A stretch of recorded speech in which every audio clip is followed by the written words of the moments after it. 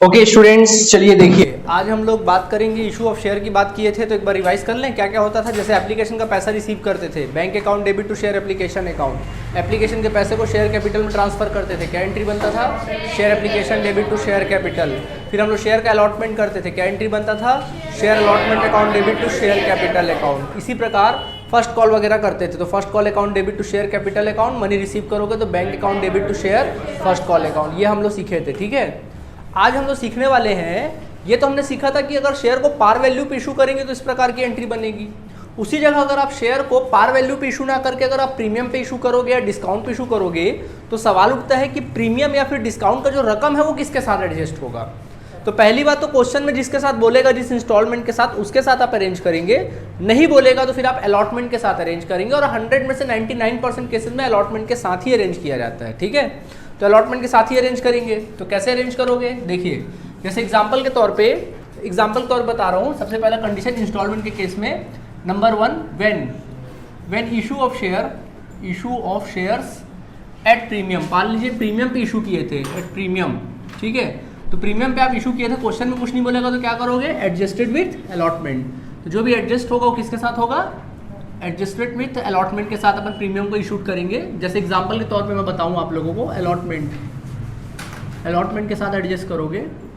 तो एग्जांपल के तौर पे अगर मैं बताऊं आप लोगों को तो ध्यान दीजिएगा आप सभी। देखिए सबसे पहला, जनरली एक बात बताओ, जैसे मान लीजिए आपने इशू किया, फीस था, सपोज आपके अलॉटमेंट का जो फीस रहा, अलॉटमेंट का जो फीस था वो था मान लीजिए 5 रुपया। ठीक है, और प्रीमियम का जो फीस था वो था 2 रुपया।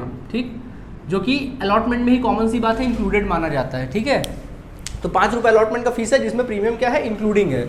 चलो लिख देते हैं, इंक्लूडिंग प्रीमियम ₹2 रुपीज़। ठीक है, अब देखो अलॉटमेंट का जब जनरली आप कॉल करते थे क्या एंट्री करते थे, जब अलॉटमेंट का कॉल करते थे तो बताओ, share allotment account debit to share capital account. लेकिन यहाँ पर प्रीमियम भी है, तब एंट्री क्या बनेगा, share allotment account debit. Entry बनेगा share allotment account debit, share allotment accounts debit to share capital account,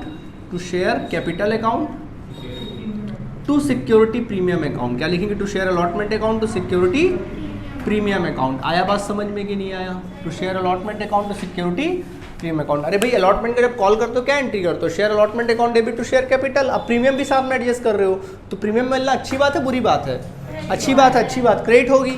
तो क्या एंट्री बनेगा, share allotment account debit to share capital to security premium account. No doubt entry करना कोई बहुत बड़ी बात नहीं है, बड़ी बात है कि उसमें अमाउंट सर कैसे फिल करेंगे। ठीक, तो अमाउंट कैसे फिल करोगे तो बताओ, सबसे पहले आप चेक करना कि अलॉटमेंट का फीस कितना है, बताओ 5 रुपये है।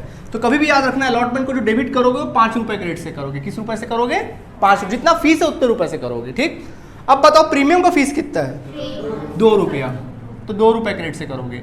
तो बाकी जो बचा फीस है 3 रुपये है वो किस में चला जाएगा, आपके शेयर कैपिटल में। दिमाग में आया बात, क्या बोला मैंने, अलॉटमेंट का फीस जितना रुपये रहेगा उतने रुपये से अलॉटमेंट को क्या करोगे, डेबिट करोगे। क्लियर है आप लोगों को। तो ये हो गया। नरेशन क्या लिख सकते हैं, बीइंग, नरेशन लिख लेना, being allotment due on shares with premium. क्या लिखेंगे, allotment due on shares with premium अपन लिख लेंगे। ठीक है, चलिए ये हो गया काम खत्म। अब जब मनी रिसीव करेंगे, मनी रिसीव करते तो क्या एंट्री करते हैं, bank account debit to share allotment. तो बेटा जब मनी रिसीव करोगे ना तो वहां प्रीमियम से कोई मतलब नहीं आपको। बच्चे बड़े कंफ्यूज रहते हैं, वो सोचते हैं कि रिसीव के टाइम भी प्रीमियम का इंपॉर्टेंस रहेगा। कोई इंपॉर्टेंस नहीं, जैसे रिसीव करते हो वैसे रिसीव करोगे। तो बताओ रिसीव की एंट्री क्या बनती है, bank account debit to share allotment. आप प्रीमियम को ध्यान नहीं देंगे। अब बोलोगे सर अलॉटमेंट को कितने रुपए से क्रेडिट करेंगे, तो फीस देखोगे आपने मांगा कितना था, 5 रुपए, तो 5 रुपए के रेट से ही आप लोग क्या करोगे, उसको डेबिट क्रेडिट जो भी करना है करोगे। समझ आया कि नहीं आया बात। ठीक है, नरेशन क्या लिख सकते हैं, being allotment money received, that's it. ठीक है, बीइंग अलॉटमेंट मनी रिसीव्ड आप लोग क्या कर लेंगे, लिख लेंगे। समझ आया कि नहीं आया। एक बार फिर से बोल दे रहा हूँ, जब कभी अपन लोग अलॉटमेंट जैसे शेयर इशू करते हैं प्रीमियम पे, तो जो भी प्रीमियम वगैरह का पैसा होगा वो किसके साथ एडजस्ट होगा, अलॉटमेंट के साथ एडजस्ट होगा। क्या एंट्री बनेगी, share allotment account debit to share capital account to security premium account.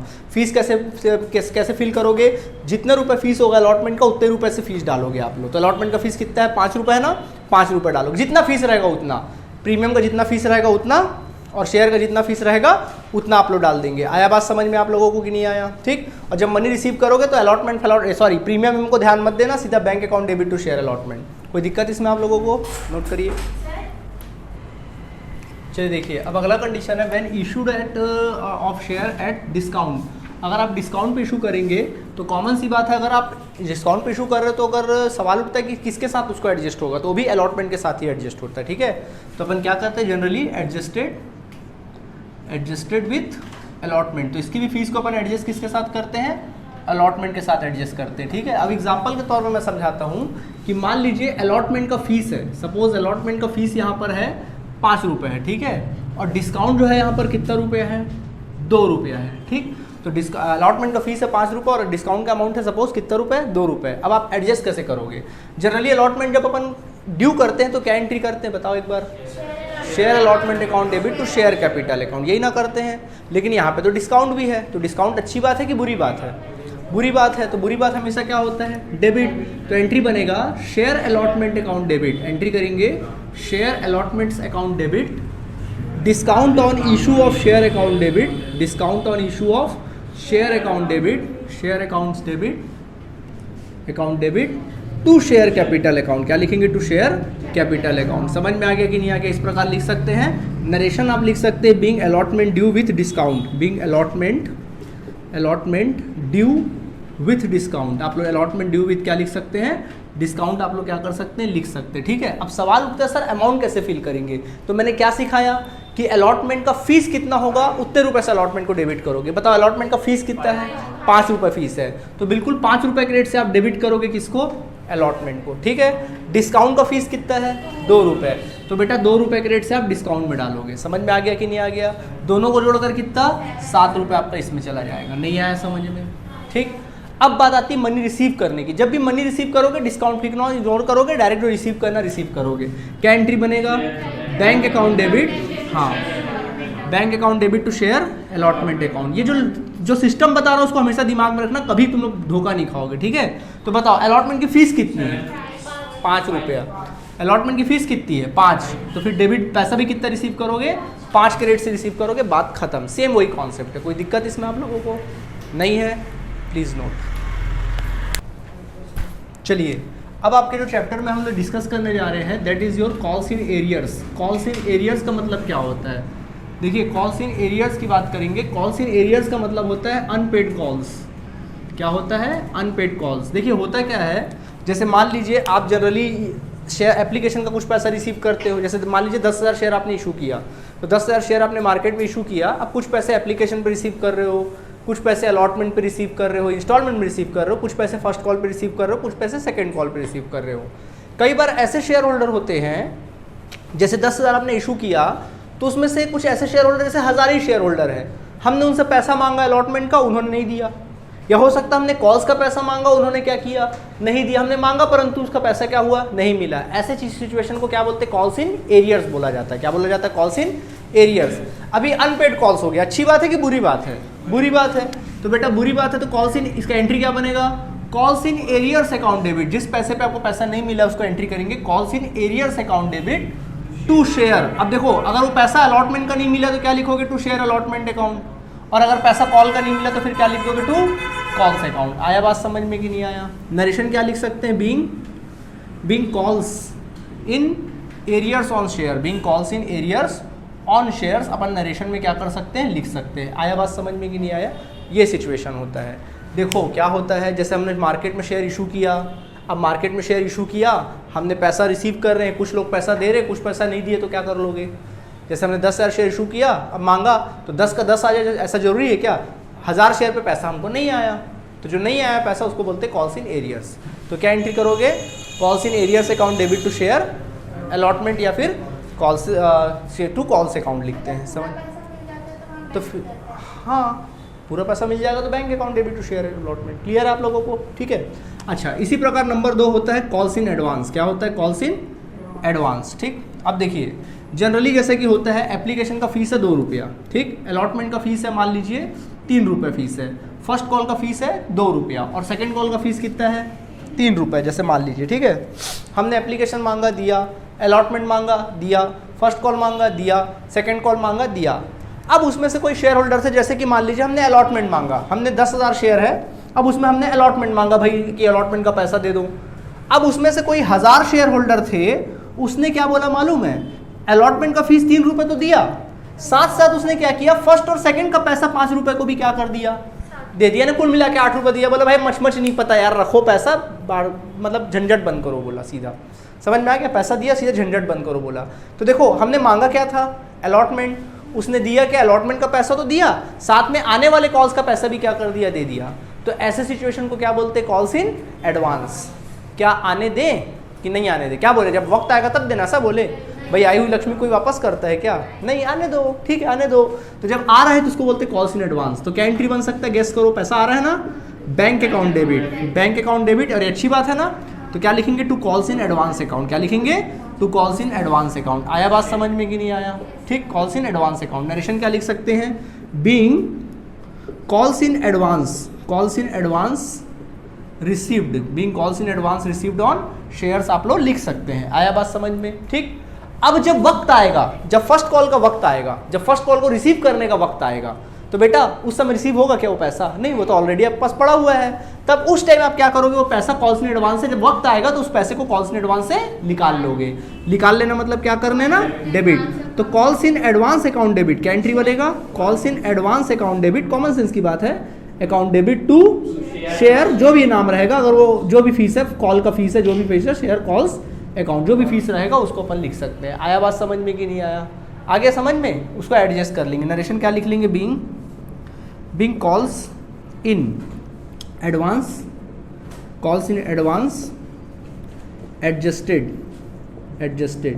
आया बात समझ में कि नहीं आया। इस प्रकार से आप लोग एंट्री कर सकते हैं। कोई समस्या जी, अमाउंट बताएंगे जब क्वेश्चन बनाएंगे तब फील करेंगे। हाँ, अमाउंट कैसा फील होगा बोल रहे हो आप, हाँ, कॉल्स इन एडवांस पैसा आ गया, जब यूटिलाइज करोगे तो calls in advance account debit to share. नहीं, अमाउंट अभी ध्यान मत दो, जब क्वेश्चन बनाऊंगा तब बताऊंगा अमाउंट। अभी फिलहाल एंट्री समझ में आया ना, नोट करिए। चलिए देखिए, अब हम लोग बात करते हैं फॉर फीचर ऑफ शेयर्स की। किसकी बात करेंगे, फॉर फीचर ऑफ शेयर्स। तो देखो फॉर फीचर ऑफ शेयर्स का मतलब क्या, for feature of shares, for feature of shares and re issue. चलिए ध्यान दीजिएगा, इसका कॉन्सेप्ट अच्छे समझो, चलो समझो, ध्यान दो इधर। देखो फॉर फीचर ऑफ शेयर्स का मतलब क्या होता है, मान लीजिए एक पायल नाम की हमारी शेयर होल्डर थी, ठीक है, पायल नाम की हमारी एक शेयर होल्डर थी, जिसको हमने 1000 शेयर अलॉट किया था, ठीक, इसको हमने अलॉट किया था 1000 शेयर। अब इसने क्या किया, फीस कुछ इस प्रकार था, एप्लीकेशन का फीस था 2 रुपये, अलॉटमेंट का जो फीस था वो था 3 रुपये, फर्स्ट कॉल का जो फीस था वो 2 रुपये था, और सेकंड कॉल का जो फीस था, लास्ट कॉल का फीस जो था वो 3 रुपये था, ठीक है। हमने पायल से मांगा 2 रुपये, उसने दिया एप्लीकेशन का, फिर हमने मांगा 3 रुपये, उसने वो भी क्या कर दिया, दे दिया। हमने जब फर्स्ट कॉल मांगा तो हमको नहीं दिया इसने, हमने जब सेकंड कॉल मांगा तब भी हमको क्या किया, नहीं दिया। हमने इसका शेयर को कर लिया फॉरफिट, फॉरफिट कर लिया मतलब जब्त कर लिया, रख लिया, सीधा छीन लिया उसके हाथ से। तो हमने शेयर क्या कर लिया, छीन लिया, ठीक। तो इसको बोलते हैं फॉर फीचर ऑफ शेयर्स। क्या कहते हैं, फॉर फीचर ऑफ शेयर्स, ठीक। तो एक बात बताओ, दिमाग लगाओ, हमने पायल को जब शेयर दिया था, सपोज ये शेयर है, ठीक है, मान लीजिए ये शेयर है, ठीक है, ये शेयर है, शेयर का बॉन्ड से मान लो, और हमने पायल को क्या किया था, शेयर क्या कर दिया था, 10 दे दिया था, 10 रुपये का। कितने रुपए का शेयर दिया, 10 रुपये का शेयर दिया, ठीक है। बट हमने जब पैसा कितना लिया था, 2 रुपये एप्लीकेशन का लिया था, 3 रुपये अलॉटमेंट का लिया था, लिया कितने का, 3 रुपये अलॉटमेंट, यानी इसने 5 रुपये तक दिया था, ठीक है। फिर हमने 2 रुपये मांगा, नहीं दिया, हमने 3 मांगा, नहीं दिया, हमको आ गया ताओ, हमने इनका शेयर क्या कर लिया, छीन लिया। अब बताओ ये जो शेयर छीना हुआ कितने रुपए का है, गलत बात, 10 रुपये का। जो मैंने छीना वो कितने का शेयर है, उसने दिया था 5 रुपये, बट छीना कितने का हूँ मैं, 10 का, ठीक। अब मैंने 10 का शेयर छीन लिया, फिर मैंने बोला एक बार और दे देना पैसा, 5 रुपये बचा हुआ दे दे, नहीं दिया, ठीक। तो मैंने क्या किया, फिर से इसको री इशू किया। क्या किया, री इशू किया, मतलब एक जगह डिवोर्स हुआ, अभी दूसरी जगह शादी होना, ठीक है, री इशू किया। तो री इशू किया कैसे, तो हमने री इशू किया। तो बताओ अब मैं जब री इशू करूँगा किसी और को, तो ये कितने का शेयर दे रहा हूँ उसको, 10 का। भैया 10 का शेयर छीना था ना, तो जब री इशू करूंगा तो कितने का शेयर री इशू करूंगा, 10 का री इशू करूंगा, तो 10 रुपये री इशू किया, आराम से सब बता रहा हूँ, 10 रुपये का शेयर इशू किया। तो जिस बंदे को मैंने री इशू किया है उससे पैसा कितना वसूलूंगा, 10 रुपये वसूलूंगा। कितना वसूलूंगा, 5 रुपये। हाँ, समझ में आया कि नहीं आया। अब आप बोलोगे सर फिर से एक बार रिपीट करें कहानी, देखो फिर से रिपीट करते हैं। हमने पायल नाम की एक शेयर होल्डर थी, बात सुनो, हमने पायल नाम की एक शेयर होल्डर थी, उसको हमने क्या किया, 10 रुपये का शेयर अलॉट कर दिया था, ठीक। हमने 2 रुपये उससे लिया एप्लीकेशन का, 3 रुपये लिया हमने उससे अलॉटमेंट का, उसने दिया, यानी कुल मिला कितना दिया 5 रुपये। हमने फर्स्ट कॉल मांगा नहीं दिया, सेकंड कॉल मांगा नहीं दिया, हमको आ गया ताव, हमने उसका शेयर क्या कर लिया, छीन लिया। ठीक, अब बताओ कितने रुपए का शेयर छीना हूँ मैं, 10 का शेयर छीना। जब छीनूंगा तो कितने का छीनूंगा, पूरा 10 का शेयर छीनूंगा। अब मैंने क्या किया, इस शेयर को उठा के किसी और को अलॉट कर दिया। ठीक, तो मैंने किसी और को अलॉट कर दिया, ठीक है, तो मैंने किसी और को अलॉट कर दिया। मान लो कोई राजपाल साहब नाम का कोई आदमी था, उसको राजपाल यादव नाम का कोई बंदा था, उसको मैंने क्या कर दिया, अलॉटमेंट कर दिया। ठीक है, अब बताओ उससे जब मैं शेयर का पैसा लूंगा तो कितना रुपये लूंगा, 10, क्योंकि मैंने 10 का शेयर दिया, उससे 10 रुपये लूंगा। ठीक, अब पायल आएगी, बोली कि दौड़े दौड़े, सुनो ना सर वो 5 रुपये दी थी, दे दो ना। मैं बोलूँ मैं चल भाग यहाँ से, 5 का है दूंगा मैं, क्यों देंगे भाई 5 रुपये, तो जब्त हो गया ना। ये जो 5 रुपये वो किसका, फिर कंपनी का, ये 5 रुपये किसका, कंपनी का। कंपनी के फ्यूचर में काम आएगा वो, नहीं आया समझ भाई, टेंशन दी थे ना, ऐसा थोड़ी ना होता है। अच्छा तो वही बात हो गई ना यार, तुम गाड़ी खरीदे इंस्टॉलमेंट में, ठीक है, तुम 1 लाख की गाड़ी खरीदे इंस्टॉलमेंट में, एक इंस्टॉलमेंट पटाए 20,000 रुपये, 2 इंस्टॉलमेंट पटाए 20,000, 40 सारे इंस्टॉलमेंट पटाए, बाकी इंस्टॉलमेंट नहीं पटाए, खिंचा गया गाड़ी। अब क्या 40 रुपये 40 हज़ार वापस मिलेगा जो आप दिए हो, नहीं मिलता। समझ में आया। तो वही चीज़ है, जब शेयर को, इसी को बोलते हैं forfeiture of shares and reissue of share. समझ में आया। तो फॉरफीचर ऑफ शेयर का कहानी समझ में आ गया। जो शेयर हम छीनेंगे वो पूरा रुपए का शेयर छीनेंगे, जब रीइश्यू करेंगे तब भी पूरे रुपए से अपन क्या करेंगे, उसको रीइश्यू करेंगे। क्लियर है आप लोगों को कि नहीं है, ठीक है, अच्छे समझ में आ गया बात। और जो 5 रुपये जो सामने वाले शेयर होल्डर ने पहले जो दिया था, वो सारा पैसा जब्त हो जाएगा। जब्त मतलब फॉरफीचर अकाउंट में चला जाएगा, और सारा पैसा किसका, कंपनी का। अब आप बोलोगे सर इसमें तो कंपनी का फायदा है, कंपनी को तो फायदा हो गया 5 रुपये का। बेटा कंपनी को फायदा नहीं हुआ, बल्कि उल्टा कंपनी को नुकसान होता है। क्योंकि देखो एक आदमी के लिए रीइश्यू करना रहेगा, 5 रुपये तो मिला उससे, लेकिन देखो 10,000 शेयर इशू करोगे तो एडवर्टाइजमेंट भी उतना ही लगेगा। जैसे 10,000 जैसे आप पेपर में बोलोगे अखबार वाले के पास जाके, भैया मेरे को 10,000 शेयर इशू करना है, उसका मेरे को एडवर्टाइजमेंट देना है। अखबार वाला मान लीजिए आपसे 10,000 रुपये लेगा एक बार छापने का। जब आप 100 शेयर के लिए जाओगे तब भी कितना लेगा, तो भैया घूम फिर के खर्चा तो हुआ ना। तो खर्चा कहाँ से मैनेज होगा, जो 5 रुपये ना वहाँ से मैनेज होता है। समझ में आ गया। तो शेयर का फॉरफीचर होना कोई अच्छी बात थोड़ी ना, अच्छा शगुन थोड़ी ना कंपनी के लिए। आया बात समझ में आप लोगों को, इसको बोलते हैं फॉरफीचर ऑफ शेयर। ठीक है, अब इसकी एंट्री क्या बनेगी, सवाल उठता है। तो देखो जब भी शेयर फॉरफीचर करोगे तो उसमें कंडीशंस है। सबसे पहला शेयर आपको चेक करना पड़ेगा कि जो आपने शेयर इशू किया है वो किस पे इशू किया है, पार वैल्यू पे किया है कि प्रीमियम पे इशू किया है। ठीक है, तो अगर आपने इशू किया था पार वैल्यू पे, एट पार वैल्यू, ठीक है, आपने इसको शेयर को इशू किया था किस वैल्यू पे, पार वैल्यू पे इशू किया, और पार वैल्यू पे आप शेयर को फॉरफीट कर रहे हो। अब दिमाग लगाओ क्या एंट्री बनेगा। सुनो, जब शेयर इशू करते थे तो शेयर कैपिटल डेबिट करते थे कि क्रेडिट करते थे, क्रेडिट करते थे। अब जब आप छीनोगे तो क्या करोगे, डेबिट। तो बेटा एंट्री बनेगा share capital account debit. Entry करोगे share capital account debit, share capital account debit to share forfeiture account. ये कॉमन सी एंट्री बनती, क्या बन जाएगा, share capital account debit to share forfeiture account. और तीसरा एंट्री बनेगा to calls in arrears account. क्या लिखेंगे, to calls in arrears account. नहीं आया समझ में भाई, एंट्री ना सीधी सीधा फॉर नहीं आया समझना, क्या फॉरफीचर की यही एंट्री बनती है, बता रहे हैं भाई। कॉल्स इन एरिया जो पैसा नहीं मिला उसका तो एंट्री करोगे ना, बता रहे हैं। लाइसेंस कैंसिल हुआ, शेयर कैपिटल जनरली क्या होता था, क्रेडिट, जब उसको छीनोगे तो क्या करोगे, डेबिट। तो share capital account debit to share forfeiture account. ठीक, अब फॉरफीचर में कौन सा पैसा जाएगा, जो पैसा मिल चुका है वो पैसा जाएगा। And to calls in arrears, जो पैसा अपन को नहीं मिला। अब ये एंट्री बनती फॉरफीचर की, आपको ये एंट्री करनी, समझ में आ गया। अब अमाउंट कैसे फिल करोगे, तो बेटा याद रखना अमाउंट कैसे फिल करोगे, तो शेयर कैपिटल अकाउंट हमेशा डेबिट होगा up to calls on share. जितने रुपए तक कॉल किए ना शेयर्स पे, up to calls on shares, जितने रुपए तक कॉल किए हो। जैसे मान लीजिए शेयर 10 रुपए का और आपने 10 रुपए तक कॉल किया, तो कितने रुपए से डेबिट करोगे, 10 रुपए से। मान लीजिए आप 7 रुपए तक ही कॉल करते, तो कितने रुपए से डेबिट करते। आपने ये देखना है कि आपने कितने रुपए तक कॉल किया, चाहे मिला हो या ना मिला हो। आप ये देखोगे कि हमने कॉल कहाँ तक किया, मांगा कहाँ तक है, चाहे मिला हो या ना मिला हो। समझ में आया, उतने रुपए से डेबिट करोगे शेयर कैपिटल अकाउंट को। ठीक, अब शेयर फॉरफीचर में कौन सा पैसा जाएगा, एक्चुअल रिसीव्ड, जो एक्चुअल में रिसीव्ड हुआ है। जैसे कि पायल से हमको एक्चुअल में रिसीव कितना हुआ था, 5 रुपए, तो 5 रुपए के रेट से जाएगा। आया बात समझ में कि नहीं आया। और कॉल्स इन पेरियर्स में कौन सा पैसा जाएगा, कॉल्स बट नॉट रिसीव, वो पैसे जो हमने कॉल तो किया है उस शेयर्स पे बट रिसीव नहीं हुआ है। समझ में आया बात कि नहीं आया, कॉल तो हुआ है परंतु रिसीव नहीं हुआ है, वो 5 रुपए बचा हुआ। क्लियर आप लोगों को। हाँ बोलो। हाँ 10 रुपये नहीं, जहाँ तक कॉल करोगे। जैसे आपने यहाँ पे क्या कहा था, इस केस में एप्लीकेशन कॉल किए थे, अलॉटमेंट पूरा कॉल किए थे तो पूरा 10 रुपये। मान लो हम फर्स्ट कॉल तक ही कॉल करते, 7 रुपये तक ही कॉल करते, तो फिर कितने रुपये से डेबिट होता, 7 रुपये तक। ठीक है, नरेशन क्या लिखेंगे, being forfeiture of, narration लिखेंगे being forfeiture of shares, being forfeiture of shares at par value. अब पार वैल्यू पे शेयर को क्या कर लोगे, फॉरफीट कर लोगे। ऑल राइट, ठीक है। कंडीशन नंबर 2, अब कंडीशन नंबर 2 की बात करते हैं। अगर मान लीजिए अगर आपने शेयर किस पे इशू किया था, प्रीमियम पे इशू किया था। किस पे इशू किया था, प्रीमियम पे इशू किया था, तब क्या एंट्री बनेगा। तो अब दिमाग लगाओ, जब शेयर फॉरफीट करोगे तो क्या एंट्री बनता है, शेयर कैपिटल अकाउंट डेबिट होगा।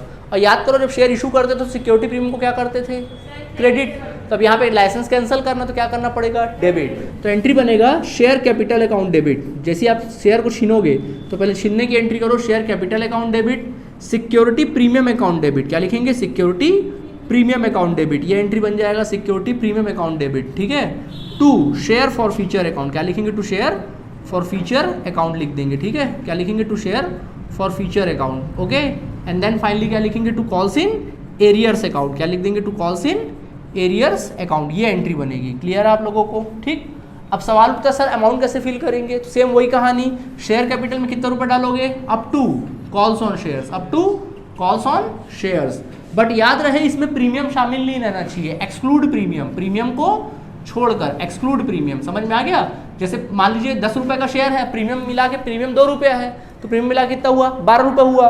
बट 12 रुपये के रेट से नहीं करोगे, कितने रुपए के रेट से करोगे, 10 रुपये के रेट से। कभी भी याद रखना शेयर कैपिटल अकाउंट हमेशा पार वैल्यू से ही होता है। समझ में आ गया, ठीक। अच्छा, अब बात आती है सिक्योरिटी प्रीमियम में। तो सिक्योरिटी प्रीमियम को डेबिट करोगे, तो सिक्योरिटी प्रीमियम को कब डेबिट करोगे पता है, जैसे मैंने बोला share capital account debit, security premium account debit. तो सिक्योरिटी प्रीमियम अकाउंट को डेबिट तब करोगे जब प्रीमियम का पैसा नहीं मिला रहेगा। If premium amount is not receive, अगर प्रीमियम अमाउंट नहीं मिला होगा तो ही आप सिक्योरिटी प्रीमियम को डेबिट करोगे, अदरवाइज सिक्योरिटी प्रीमियम को डेबिट आप नहीं करोगे। समझ में आ गया। अब आप बोलोगे सर हमको पता कैसे चलेगा कि प्रीमियम का पैसा नहीं मिला है। तो बेटा प्रीमियम का पैसा किसके साथ एडजस्टमेंट होता है, तो अगर बंदे ने अलॉटमेंट का पैसा नहीं दिया है तो कॉमन सी बात है प्रीमियम का पैसा भी नहीं दिया होगा। तो समझ में आ जाएगा, हाँ भाई प्रीमियम का पैसा नहीं मिला। अगर वो अलॉटमेंट का पैसा दे दिया है, मतलब प्रीमियम का पैसा दे दिया है, तो फिर प्रीमियम को आप इग्नोर करके उसको पार वैल्यू जैसे बनाओगे। कैसे बनाओगे, पार वैल्यू जैसे। ये जो बातें बोल रहा हूँ उसको दिमाग में बैठाइए आप। समझ में आ गया, इसमें कोई बात नहीं, लॉजिक नहीं, बस दिमाग में बैठाना है। क्लियर है आप लोगों को। तो ये एंट्री बनता है, ठीक। फॉर फ्यूचर में कौन सा पैसा जाएगा, एक्चुअल रिसीव्ड। यहाँ पे कोई भेदभाव नहीं कि प्रीमियम का पैसा है कि फलाने का पैसा है, जितना एक्चुअल में रिसीव हुआ होगा उतना रुपये आप डाल देंगे। समझ में आ गया, यहाँ से कोई भेदभाव नहीं। Clear. And then finally calls in arrears में कौन सा पैसा जाएगा, कॉल्स बट नॉट रिसीव। जो कॉल तो आपने किया बट रिसीव्ड नहीं हुआ, वो वाले पैसे जाएंगे। एकदम सिंपल है कि नहीं है, ठीक। ओके, तो क्या एंट्री होगा जब भी कॉल्स इन एरियर्स की बात करेंगे, सॉरी फॉर फ्यूचर की बात करेंगे, क्या एंट्री करोगे, share capital account debit to share forfeiture account to calls in arrears account. Premium है तो प्रीमियम को डेबिट कर दोगे, लेकिन डेबिट किस केस में करोगे, जब प्रीमियम को पैसा नहीं मिला रहेगा। पता कैसे चलेगा प्रीमियम को पैसा नहीं मिला है, जब अलॉटमेंट नहीं मिला तो प्रीमियम को पैसा भी नहीं मिला। समझ में आ गया। नरेशन लिख लोगे, क्या लिखोगे, narration being for future of shares at discount premium, at premium. समझ में आ गया कि नहीं आ गया, कोई दिक्कत। अब आप बोलोगे नंबर सी, क्या बोलोगे कि सर अगर हम शेयर को डिस्काउंट पे इशू करे रहते तो क्या एंट्री बनता, तो सेम वही एंट्री बनेगा जो बनता है। जैसे फॉरफीट करोगे क्या एंट्री बनेगा, शेयर कैपिटल अकाउंट डेबिट। हाँ बोलो, हाँ to share forfeiture account, to share forfeiture account, forfeiture account, to calls in arrears account, calls in arrears account, and then finally to discount account, discount on shares account. आया, क्योंकि discount debit करते तो यहाँ क्या करना पड़ेगा, credit करना पड़ेगा। आया बात समझ में। अमाउंट कैसे फिल करोगे, सेम वही कहानी, up to calls on shares, up to calls on share. जितने रुपए तक कॉल करोगे उतने रुपए से शेयर कैपिटल को डेबिट करोगे। फॉर फ्यूचर को कितने रुपए से डेबिट करोगे, क्रेडिट करोगे, एक्चुअल रिसीव पैसे से क्रेडिट करोगे। कॉल्स इन एरियर्स में कौन सा पैसा जाएगा, कॉल्स बट नॉट रिसीव वाला पैसा जाएगा। एंड देन फाइनली ये इसमें कौन सा पैसा जाएगा, डिस्काउंट वाला पैसा जाएगा। नहीं आया समझ में, आ गया। तो 3 कंडीशन है भैया, दिमाग में छाप लीजिए, कोई दिक्कत, नोट करिए। तो देखिए अब हम लोग शेयर को फॉर फ्यूचर कर लेते हैं, और फॉर फ्यूचर के बाद अगला प्रोसेस क्या होता है, शेयर को री इशू करना। तो जब री इशू करोगे तो कैसे करोगे, तो सबका ध्यान बोर्ड की तरफ, लिखेंगे री इशू ऑफ शेयर्स। तो री इशू ऑफ शेयर्स, तो शेयर्स को जब आप री इशू करते हो तो री इशू करने के 3 कैटेगरी है, ठीक है। तो 3 कैटेगरी से आप इशू कर सकते हो। सबसे पहला कैटेगरी है एट पार वैल्यू। आप सबसे पहले तो पार वैल्यू पे इशू कर सकते हो। पार वैल्यू का मतलब क्या होता है, 10 रुपए का शेयर को 10 रुपए में इशू करना। तो देखिए इस बार इंस्टॉलमेंट में पैसा नहीं लोगे, बल्कि कैसा पैसा लोगे, इकट्ठे पैसा लोगे। तो क्या एंट्री बन सकता है, बैंक अकाउंट डेबिट। सीधा एंट्री बनेगा, एक साथ पैसा bank account debit to share capital account, सीधा एंट्री कर देंगे। समझ में आ गया कि नहीं आ गया? ठीक, ये एंट्री बनता है। कोई दिक्कत इसमें आप लोगों को? दूसरा कंडीशन होता है या तो फिर शेयर को आप किस तरह इशू कर सकते हो, एट प्रीमियम पे, आप प्रीमियम पे इशू कर सकते हो। तो प्रीमियम पे जब रीइशू करोगे तो क्या एंट्री बनेगा, bank account debit to share capital account, सीधा सिंगल एंट्री करेंगे, to share capital account to security premium account. समझ में आ गया कि नहीं आ गया? तो सिक्योरिटी क्या लिखेंगे, प्रीमियम अकाउंट। एंड देन ठीक इसी प्रकार अगला कंडीशन क्या होता है, एट डिस्काउंट, या फिर आप डिस्काउंट पे रीइशू कर सकते हो। तो डिस्काउंट पे जब रीइशू करोगे तो क्या एंट्री बनेगा, बोलो, बैंक अकाउंट डेबिट, फिर बोलो, नहीं, डिस्काउंट अकाउंट डेबिट नहीं होगा बल्कि share forfeiture account debit होगा। सर ऐसा क्यों? क्योंकि देखो भाई, डिस्काउंट एक प्रकार से आप खर्च कर रहे हो कि नहीं कर रहे हो। अगर आप यहाँ discount on issue of share debit लिख दोगे तो मतलब ये कि वो पैसा अपने जेब से दे रहे हो। क्यों दोगे भाई अपने जेब से? फॉर फ्यूचर का जब्ती वाला पैसा पड़ा है ना 5 रुपया, उसको यूटिलाइज करो, कोई दिक्कत? इस वजह से तो bank account debit, share forfeiture account debit. हाँ, अगर पैसा कम पड़े, जैसे डिस्काउंट आप 7 रुपये दे रहे हो, पैसा कम पड़ रहा तो फिर 2 रुपये अपने जेब से डालो, तब डिस्काउंट अकाउंट डेबिट करोगे, परंतु अभी फिलहाल फॉर फ्यूचर ही तक सीमित रहेंगे।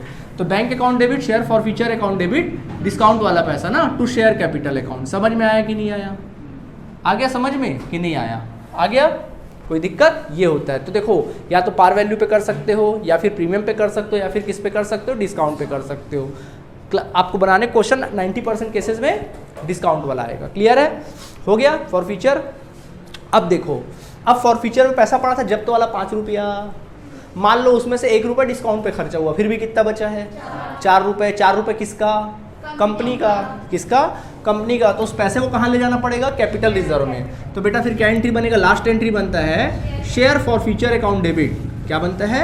Share forfeiture account debit. और शेयर फॉर फ्यूचर को क्रेडिट नहीं कहते जब्त वाला पैसा, तो वहां से पैसा निकालोगे तो क्या एंट्री करोगे, share forfeiture account debit to capital reserve account. क्या लिखेंगे, टू कैपिटल रिजर्व अकाउंट। आया बात समझ में कि नहीं आया?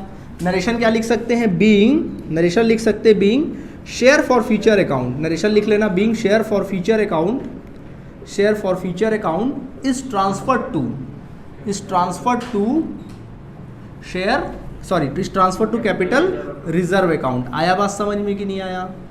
कोई दिक्कत? ये एंट्री बनता है। लेकिन हमने क्या किया, जो 5 रुपये जब्ती वाला पैसा था ना, उसमें से 1 रुपया मान लो डिस्काउंट खर्च हुआ, तो बचा कितना, 4। सारा पैसा 4 कहाँ ट्रांसफर हो गया, कैपिटल रिजर्व में। इसका मतलब क्या होता है, कैपिटल रिजर्व में आपने ट्रांसफर किया, मतलब सारा पैसा कंपनी का। सारा पैसा किसका हो गया, कंपनी का। अब कंपनी अपने फ्यूचर में काम करेगी, कंपनी के डेवलपमेंट में वो पैसा क्या होगा, यूटिलाइज होगा। लेकिन रूल है ये, ट्रांसफर वाली एंट्री कब करोगे पता है, शेयर फॉर फ्यूचर का पैसा ट्रांसफर कब किया जाता है, जब सारा शेयर रीइशू हो गया है। जो शेयर रीइशू हो गया है उसी के हिस्से का पैसा को आपको ट्रांसफर करने की अथॉरिटी होती है। कंपनी एक्ट के अकॉर्डिंग आप फॉर फ्यूचर तो किए हो, बट कौन से पैसे को ट्रांसफर करने की अथॉरिटी है, जितना शेयर आपने रीइशू कर दिया उतने ही हिस्से के पैसे को ट्रांसफर करने की अथॉरिटी है। समझ में आया कि नहीं आया? ठीक है। और ये कैपिटल रिजर्व का अमाउंट कैसे निकालोगे बेटा, तो उसका एक फॉर्मूला होता है। क्या फॉर्मूला होता है? फॉर्मूला होता है, अगर आपको कैपिटल रिजर्व का पैसा चाहिए तो उसका फॉर्मूला देखो, सिखा रहे हैं आप लोगों को। क्या होगा फॉर्मूला, समझो। देखो यहाँ फॉर्मूला लगेगा, सबसे पहले आप फॉर्मूला लगाएंगे, यहाँ पे अमाउंट निकालोगे। जैसे कि आपको फॉर्मूला बता देते हैं, अपन लिखेंगे फॉर फ्यूचर अमाउंट। फॉर्मूला होगा for future amount, for future amount, जितना फॉर फ्यूचर में अमाउंट में जो पैसा नहीं पड़ा रहेगा वो ले लेना, डिवाइडेड बाय करना number of forfeited shares. Number of क्या करेंगे, forfeited shares, number of forfeited shares, forfeited shares, ठीक है। इनटू इसमें करना नंबर ऑफ रीइशू शेयर, जितना शेयर आपने रीइशू किया, number of reissue shares, reissue shares, number of reissue shares, reissue shares, number of reissue shares, ठीक है। इस तरह से आप ये फॉर्मूले से निकाल लेना तो एक अमाउंट निकल आएगा। क्या फॉर्मूला बोलो एक बार, forfeiture amount into number of reissue share divide by number of forfeited shares, ठीक है। नहीं, जब क्वेश्चन बनाऊंगा तब एग्जांपल, अभी टाइम नहीं है, ठीक है। अब इसमें से माइनस क्या करेंगे, लेस करेंगे जितना आपने डिस्काउंट दिया, डिस्काउंट ऑन रीइशू। अगर रीइशू पे कोई डिस्काउंट दिया होगा तो उसको क्या कर देना, घटा देना, समझ गए। डिस्काउंट ऑन रीइशू, जब रीइशू करे रहोगे ना उसमें कुछ अमाउंट है तो उसको घटा देना, जो आंसर आएगा वो तुम्हारा कैपिटल रिजर्व में लिखाएगा। आया बात समझ में कि नहीं आया? तो आज हमारा फॉर फ्यूचर रीइशू से रिलेटेड कंप्लीट क्लास खत्म हुआ। अब कल से हम लोग बड़े क्वेश्चन बनाना क्या कर सकते हैं, स्टार्ट कर सकते हैं। अभी आपका काम क्या है, घर जाइए, घर जाके आज जितना भी क्लासेस हमने पढ़ाया है उसकी एंट्रीज को एक बार अच्छे से रिवाइज कर लेना, ताकि कल के क्लास में आपको कोई प्रॉब्लम फेस ना करना पड़े। आई बात समझ में? चलिए, थैंक यू बच्चों।